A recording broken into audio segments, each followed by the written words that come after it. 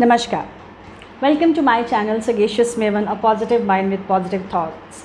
दोस्तों, फिर से हाजिर हूँ एक नई पॉसिबिलिटी, एक नई होप और एक नई पॉजिटिविटी के साथ। मकसद सिर्फ एक है कि मैं किसी की ज़िंदगी में कोई अच्छी पॉजिटिविटी ला सकूँ, पॉसिबिलिटीज़ क्रिएट कर सकूँ और पॉजिटिविटी स्प्रेड कर सकूँ। आज फिर से मैं एक नए कॉन्सेप्ट के साथ हाजिर हूँ।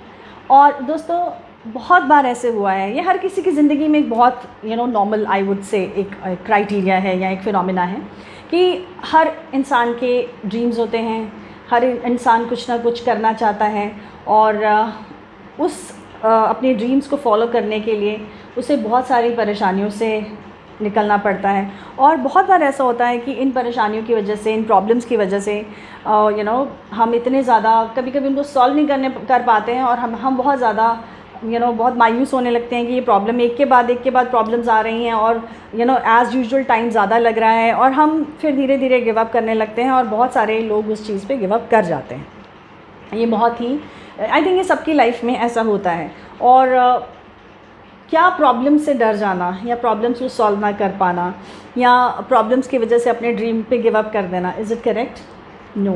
तो आज मैं यहाँ आपको सोल्यूशन दूँगी कि ऐसी सिचुएशन में क्या करना चाहिए। सबसे पहले, जो भी आपका ड्रीम है, जो भी आपका प्रोजेक्ट है, जो भी आपका सब्जेक्ट है, उसको पहले आप अच्छे से स्टडी करें। उसके बारे में पूरा आप पहले टाइम लें कि आप उसको कैसे शुरू करेंगे, आप उसमें क्या इन्वेस्टमेंट्स हैं, उसमें कितना टाइम है, क्या उसमें आपका एफर्ट्स हैं, क्या एसेट्स लगेंगे, उस पूरी चीज़ को सब्जेक्ट करें डेफिनेटली। और ये फैक्ट है कि हम जब भी कुछ करते हैं लाइफ में प्रॉब्लम्स आएंगी ही और एक के बाद आएंगी ही प्रॉब्लम्स, क्योंकि भगवान ने चैप्टर्स में ज़िंदगी लिखी है कि अगर एक चीज़ है तो उसके साथ अगर रोज़ हैं तो कांटे भी हैं, तो आपको कांटों से कैसे बचना है, यही टेक्निक हमें अपनी लाइफ में सीखनी है। तो ऐसी सिचुएशन में क्या करें? क्या हमें प्रॉब्लम्स पे गिव अप करना चाहिए या मायूस हो जाना चाहिए? नहीं, बिल्कुल नहीं। मैं आज आपकी हेल्प करूँगी कि हमें इन प्रॉब्लम से कैसे निकलना चाहिए।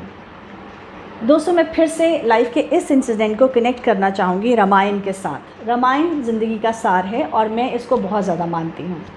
रामायण हमें ज़िंदगी जीना सिखाती है। ज़िंदगी के इस पॉइंट को हम कैसे समझ सकते हैं, ये मैं कनेक्ट करना चाहूँगी रामायण के साथ। ये बात उस समय की है जब माता सीता जंगल में थी, अपने बच्चों का पालन पोषण कर रही थी और वो अयोध्या में नहीं रहती थी। और उस टाइम पे भगवान राम जी ने एक अनाउंसमेंट किया पूरे राज्य में कि वो एक अश्वमेध यज्ञ करना चाहते हैं, अनुष्ठान करना चाहते हैं।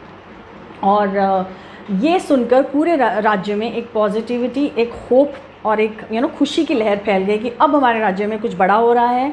और श्री राम जी का जो परिवार था, उनकी प्रजा थी, वो सारे पार्टिसिपेट करने लगे, इंथुजियास्टिकली उस प्रोजेक्ट पे काम करने लगे। उसके लिए जो भी उनका कंट्रीब्यूशन, छोटा बड़ा, सब अपनी अपनी तरफ से कंट्रीब्यूशन देने लगे और पूरे राज्य में एक अलग तरह की खुशी का माहौल हो गया कि अरे ये चीज़ हो रही है और उनको अच्छा लगने लगा। एक पॉजिटिविटी क्रिएट हो गई, पॉसिबिलिटीज़ क्रिएट हो गई, खुशी क्रिएट हो गई। इसी तरह जब हम भी अपनी लाइफ में कुछ नया शुरू करते हैं, हमें कितनी एक्साइटमेंट होती है, कितनी पॉजिटिविटी होती है, हम कितना ज़्यादा एक्साइटेड होते हैं चीज़ों को करने के लिए और करते भी हैं उसी के साथ। फिर धीरे धीरे जब प्रॉब्लम्स आ जाती हैं तो हमारा जो एक्साइटमेंट है वो धीरे धीरे कम होने लगता है और हमारा जो दिमाग है वो प्रॉब्लम्स को सॉल्व करने में लग जाता है। इसी तरह जब सब कुछ ठीक चल रहा था, सारी चीज़ें तैयारियां चल रही थी, सब तैयारियां हो गई और एक वो टाइम आया, एक वो दिन आया जब उनके जो भगवान राम जी के जो गुरु थे, जो विद्वान थे या गुरु थे या आई वुड से जो पुरोहित थे, उन्होंने कहा कि ये पूजा तभी पॉसिबल हो सकती है जब उनकी धर्मपत्नी उनके साथ इस पूजा में बैठेगी, तभी यह अनुष्ठान पूरा होगा। अब ये बहुत बड़ी समस्या थी क्योंकि माता सीता तो उस टाइम पे अयोध्या में थी नहीं और किसी को नहीं पता था वो कहाँ थी, उन्हें लाया भी नहीं जा सकता था। तो अब क्या करें?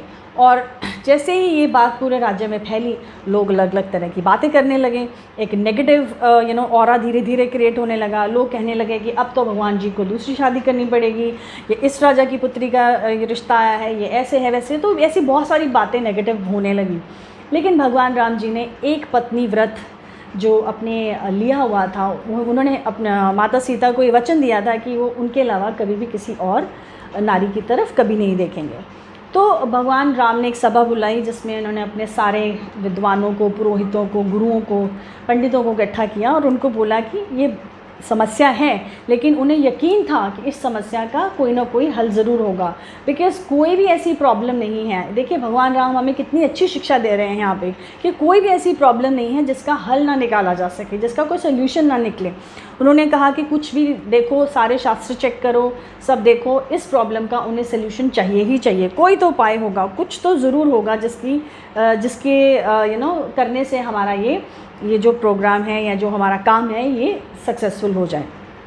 तो कुछ दिन बाद फिर से एक सभा बुलाई गई तो इसका सल्यूशन निकला। देखिए पॉजिटिविटी, देखिए भगवान राम जी ने जब गिव अप नहीं किया अपने इस सब्जेक्ट पे, उन्होंने अपने पूरे विल पावर के साथ, पूरी होप के साथ सबको कहा कि कोई तो हल होगा, ज़रूर होगा, और हल भी मिल गया।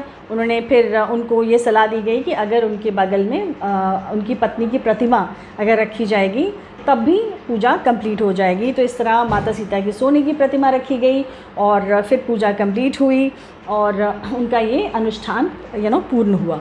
इसी तरह ज़िंदगी में कोई भी ऐसी प्रॉब्लम हो या कोई भी ऐसा समय आए जो डिफ़िकल्ट है, वो ज़्यादा टाइम नहीं रहेगा। नथिंग इज़ इम्पॉसिबल, बिकॉज़ कोई भी चीज़, कोई भी प्रॉब्लम मुश्किल हो सकती है लेकिन नामुमकिन नहीं।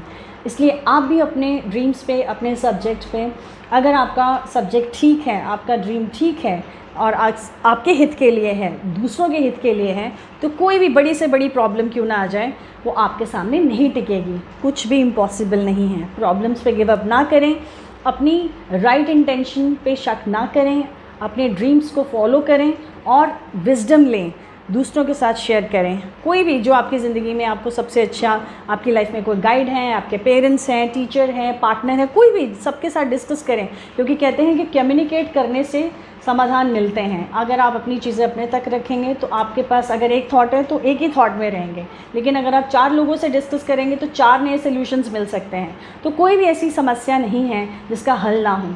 इसीलिए आप पॉजिटिव रहें, आप अपने ड्रीम्स पे, अपने आप पे पूरा भरोसा रखें कि आप ये कर सकते हैं और कर लेंगे और कोई भी प्रॉब्लम आपको रोक नहीं पाएगी। सो आप आगे बढ़ें पूर्ण विश्वास के साथ और पूरी पॉजिटिविटी और होप के साथ। ज़िंदगी में आपको सक्सेस ज़रूर मिलेगी। होप आपको ये मेरी बात समझ आई है। अगर आपको ये समझ आई है तो मेरे चैनल को लाइक करें, सब्सक्राइब करें, कमेंट करके बताएं कि अगर आपने भी कोई ऐसी परिस्थिति ज़िंदगी में फ़ेस करी है तो आपने उसको कैसे हैंडल किया, या कोई आप इसी ऐसी परिस्थिति में हैं, आप अपनी प्रॉब्लम लिख सकते हैं। I will definitely help you out. और मैं उन सब लोगों का धन्यवाद देना चाहूँगी जो मेरे चैनल को लाइक कर रहे हैं, पसंद कर रहे हैं। Thank you so very much. फिर से मिलूँगी एक नई पॉजिटिविटी के साथ, एक नई होप के साथ। तब तक के लिए आप स्वस्थ रहें, खुश रहें। धन्यवाद।